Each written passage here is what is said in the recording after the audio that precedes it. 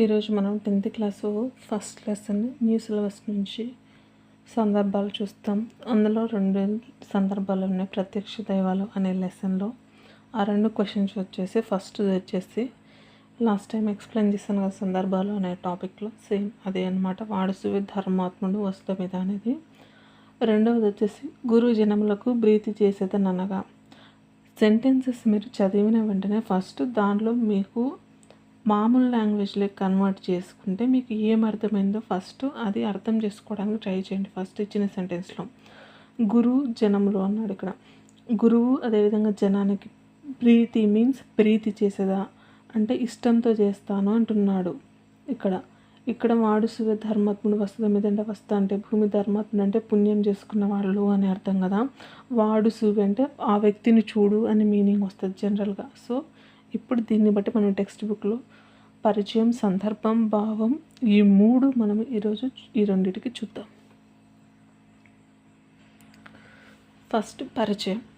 నేను టెక్స్ట్ బుక్లో నుంచి మీకు పరిచయం, సందర్భం, భావం 3 ఇవ్వడానికి ట్రై చేస్తున్నాను. యాక్చువల్గా రాసి ఇవ్వాల్సింది, బట్ వేరే వాళ్ళ స్టూడెంట్స్కి ఈ విధంగా ఎక్స్ప్లెయిన్ చేస్తే మ్యామ్ మాకు ఈ విధంగా టెక్స్ట్ బుక్లోనే చూపిస్తే it would be better for us అని చెప్పారు. సో అందుకే టెక్స్ట్ బుక్లో చూపిస్తున్నాను. సో ప్రత్యక్ష దైవాలు అనే లెసన్ రాసింది ఎవరు? ఎర్రన. ఈ పాయింట్ గుర్తుపెట్టుకున్న లెసన్ నేమ్. ఇప్పుడు మనము పరిచయం దీంట్లో నుంచి టెక్స్ట్ బుక్లో నుంచి ఫ్రేమ్ చేస్తున్నాం. సో ఒకసారి ఎర్రన గారి ఇమేజ్ చూద్దాం ఎలా ఉంటాడు అనేది. ఇదిగోండి, ఈ విధంగా ఉంటారని రఫ్ ఇమేజ్ మనకు గవర్నమెంట్ టెక్స్ట్ బుక్లో ఈ విధంగా ఇచ్చారు. పరిచయం ఏంటంటే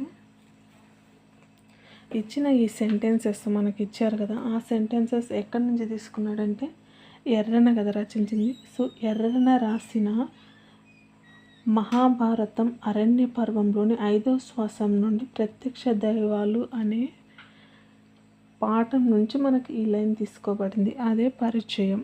రెండిటికి సేమ్ పరిచయం ఉంటుంది. సో ఇది కామన్. సందర్భం, భావం మాత్రమే వేరుంటుంది. క్లియర్? పరిచయం క్లియర్ అయింది కదా. ఏమని రాయాలి? పరిచయం ఏముంటుంది?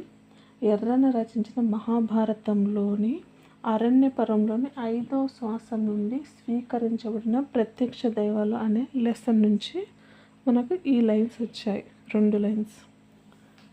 క్లియర్? ఇక్కడ సందర్భం చూడండి. ధర్మవ్యాధుడు అనే ఒక వ్యక్తి కౌశిక మహర్షి అనే వ్యక్తిని వాళ్ళ ఇంటికి తీసుకుపోతాడు. ఇంటికి తీసుకుపోయిన తర్వాత అక్కడ వాళ్ళ పేరెంట్స్ని చూపిస్తాడు, తల్లిదండ్రులను చూపిస్తే వాళ్ళు వచ్చేసి అక్కడ ఏ విధంగా ఉన్నారంటే హ్యాపీగా లైఫ్ లీడ్ చేస్తున్నారు అనమాట. లైఫ్ లీడ్ చేస్తున్నాడు. వాళ్ళని చూపించి ఏమని చెప్తున్నాడు అంటే ధర్మవ్యాధుడు కౌశిక మహర్షితో వీరికి సేవ చేయడం వల్ల మాత్రమే నాకు జ్ఞానం లభించింది. ఏ జ్ఞానం? ఉత్తమ జ్ఞానం లభించింది. సో అలా సేవించడం వల్ల వేదాధ్యయనం, యజ్ఞాలు, వ్రతాలు చేసిన ఫలితం ఎంత వస్తుందో తల్లిదండ్రులకు సేవ చేస్తే అంతే ఫలితం వస్తుందనే సందర్భంలో ఈ సెంటెన్సెస్ చెప్పాడు అనమాట. దీని భావం: భూమిపై పుణ్యాన్ని కోరే గృహస్థుడు తల్లి, తండ్రి, గురువు, అగ్ని, ఆత్మ అనే 5గురిని పూజించి సంతోషపరచాలి. అలాంటి గృహస్థుడే ధర్మాత్ముడు అన్నాడు. ఇక్కడ గృహస్థుడు అన్న అలాంటి వ్యక్తి అన్న సేమ్ వస్తుంది. సో అలాంటి వ్యక్తి ధర్మాత్ముడు అన్నమాట. సో చూడండి, ధర్మాత్ముడు వాడుసువే వస్తువు మీద ధర్మాత్ముడు అంటే ఇక్కడ ధర్మాత్ముడు ఎవరని చెప్పారు? ఎవరైతే తల్లిదండ్రిని, గురువును, అగ్నిని, ఆత్మను సేవిస్తారో వాళ్ళు మాత్రమే ధర్మాత్ములు అని భావం అన్నమాట.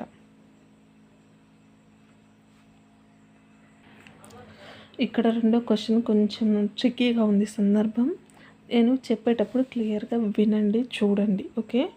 గురు జనములకు ప్రీతి చేసేదనగా ఈ సెంటెన్స్ పలికింది ఎవరంటే, ఎవరు చెప్పారంటే లెసన్లో కౌశిక మహర్షి. కౌశిక మహర్షి ఈ మాట చెప్తాడు అనమాట. నేను గురువుకు, జనానికి, వాళ్ళకు నేను వెళ్ళి సేవ చేస్తాను అనేది కౌశిక మహర్షి చెప్పాడు. అగైన్ పరిచయం సేమ్. ఎర్రన రాసింది మహాభారతంలోని అరణ్యపర్వంలోని 5వ శ్వాసంలోని ప్రత్యక్ష దైవాలు అనే లెసన్ నుంచి ఈ సెంటెన్సెస్ తీసుకోవడం జరిగింది. ఇక్కడ సందర్భం చూడండి. కౌశికుడు అనే మహర్షి ధర్మవ్యాధుడు అనే వ్యక్తి దగ్గరికి, ఆయన పేరే ధర్మవ్యాధుడు అనమాట. ఆయన దగ్గరికి వస్తాడు. ఎందుకు వస్తాడు? ఆయనకు ఒక స్త్రీ అనమాట. ఆ స్త్రీని వచ్చేసి పతివ్రత అని మెన్షన్ చేశాడు లెసన్లో. ఆ పతివ్రత చెప్తే ధర్మవ్యాధుని దగ్గరికి ధర్మసూత్రాలను తెలుసుకోవడానికి వస్తాడు. వచ్చినప్పుడు ఏం చెప్తాడు ధర్మవ్యాధుడు? తల్లిదండ్రులను సేవ చేయడం వల్ల నాకు మంచి ఫలితాలు వచ్చాయి, నాకు అన్నీ దొరికాయని చెప్తాడు. అప్పుడు చెప్పి తర్వాత ఏమంటాడంటే, వృద్ధాప్యంలో కొడుకు కోసం నువ్వు విడిచిన వెళ్ళి మరుక్షణం నీ తల్లిదండ్రులు గుండెలు పగిలేటట్లు ఏడ్చి ఏడ్చి అందులయ్యారు. నువ్వు సంపాదించిన విద్య కానీ, పుణ్యం కోసం నువ్వు చేసే శ్రమ కానీ, ఏదైనా కానీ నువ్వు తల్లిదండ్రులకు సేవ చేయకపోతే అవన్నీ దేనికి పనికిరావని చెప్పేశాడు ధర్మవ్యాధుడు. అప్పుడు చెప్పినప్పుడు ధర్మవ్యాధుడు ఆ మాటలు చెప్పిన తర్వాత అప్పుడు ఆయన చెప్పిన మాటలు విని కౌశికుడు ఈ విధంగా పలికాడు. గురుజనంలో ప్రీతి చేసేదన్న కానీ పలికాడు అనమాట. అది దీని భావం వచ్చేసి ఇక్కడ పింక్ కలర్లో అండర్లైన్ చేసింది. దీని భావం చూద్దాం. ఓ పుణ్యాత్ముడా, నీవు చెప్పిన మాటలు సరైనవి, శ్రేష్టమైనవి, మేలు కలిగించేవి. వాటిని శ్రద్ధగా విన్నాను, తప్పక ఆచరిస్తాను, తల్లిదండ్రులను తరిస్తాను అనేది దాని భావం అన్నమాట. ఇది సో ఈ రెండు సందర్భాలు ఉన్నాయి, క్లియర్ అయిపోయి. ఇక్కడ చూడండి, రియల్ లైఫ్లో మనము ఎంత చేసినా పేరెంట్స్తో మనం లేకుంటే ఇట్స్ వేస్ట్. సో ఏడ్చి ఏడ్చి అందులో కూడా ఛాన్సెస్ ఉంది. సో అందుకే ఎక్కువ క్రై చేయాల్సిన అవసరం లేదు. అటువంటి సిచ్యువేషన్ పేరెంట్స్కి తీసుకురాకుండా ఉంటే సరిపోతుంది కదా. సో ఇది సో నెక్స్ట్ లెసన్తో we will meet in next lesson సందర్భాలు. See you soon in next video.